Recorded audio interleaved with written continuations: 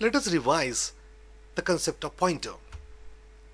Let us see the first statement. Integer x is equal to 100. Using this statement, we have created a variable x whose memory location is 2222. We assign a value 100 to this variable. Is it clear? Well, the next step, integer star ptr. This means we have declared a pointer variable.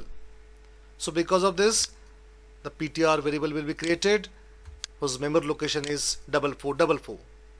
Remember that simply declaring a variable won't occupy that variable in the memory. After initialization only, the variable will occupy the memory. Is it clear? So ptr variable will occupy the position in the memory after assignment. Let us see the third statement. So this is initialization. Now we are assigning address of x to ptr. This time the pointer variable ptr will be created in the memory and this address of x will be assigned to it. Is it clear? So this address of x 2222 is assigned to ptr, and that is why we say that ptr is pointing to the variable x. This is the concept of pointer. Now let us study the concept of reference variable. Here integer x is equal to 10 means we have created a variable x inside the memory whose memory location is 4444 and we assign a value 10 to it. So this value we assign to variable x. Is it clear?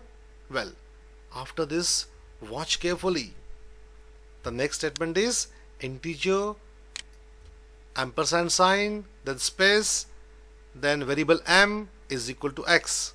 So here we have created alternative name, namely m, for variable x.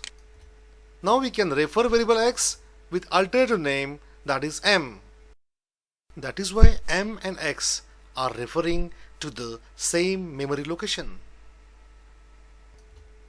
So x means the content of memory location 4444, that is 2 bytes from this memory location. It is a starting memory location. So x will occupy 2 bytes, 4444 and 4445. M is a reference variable, that is this variable is the alternative name for the variable x. So x and m both are nothing but this one. Is it clear to you?